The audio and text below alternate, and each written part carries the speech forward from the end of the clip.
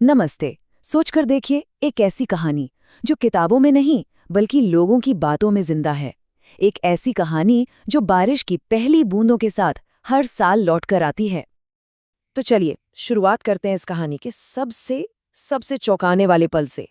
एक हल्की सी मुस्कान और फिर सन्नाटा। आखिर ऐसा हुआ क्या था जो इस एक पल पर आके खत्म हुआ, या शायद यहीं से शुरू हुआ? अच्छा, इस घटना को ठीक से समझने के लिए ना हमें थोड़ा सा बस कुछ पल पीछे जाना होगा। उस रात जब ये सब कुछ शुरू हुआ। कहानी की शुरुआत होती है एक रात से। एक ऐसी रात जो देखने में तो बड़ी आम सी थी, लेकिन बिल्कुल भी आम नहीं थी। और जगह? एक सुनसान पुरानी हवेली।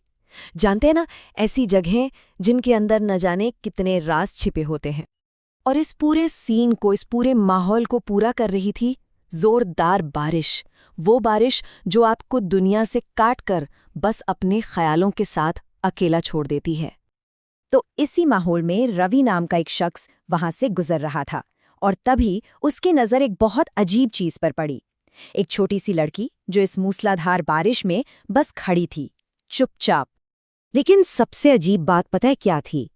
वो लड़की ना तो हिल रही थी, ना ही कुछ कह रही थी। बस एकदम शांत खड़ी थी, जैसे इतनी तेज बारिश का उस पे कोई असर ही ना हो रहा हो। जाहिर है रवि को चिंता हुई।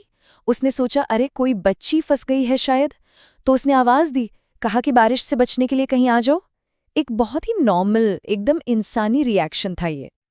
और रवि के इस सवाल के जवाब में जो हुआ, वो शायद वो कभी नहीं भूल पाया।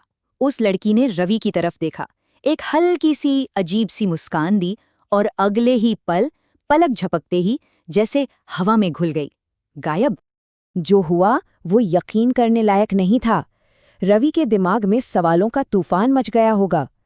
तो अब कहानी इस अजीब मुलाकात से आगे बढ़कर उस हवेली के गहरे राज की तरफ जा रही है। सबसे बड़ा सवाल, आखिर वो लड़की थी कौन? कोई मजाक कर रहा था, या ये रवि का कोई वहम था, या कुछ और ही था? यकीनन ये सवाल रवि को पूरी रात सोने नहीं दिया होगा। और फिर अगली सुबह हुई।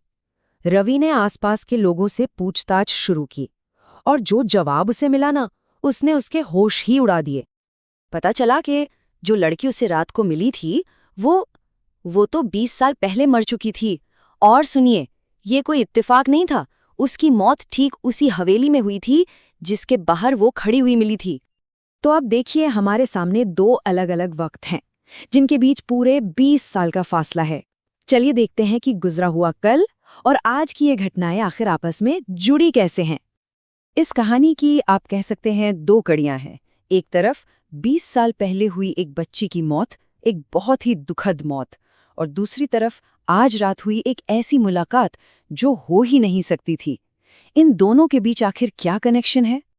और जब सच सामने आया तो वो और भी ज्यादा हैरान करने वाला था। पता चला कि रवि कोई पहला इंसान नहीं था जिसने उस लड़की को देखा था। उसकी मौत के बाद से हर साल जब भी मानसून आता है, वो उस हवेली के पास दिखाई देती है।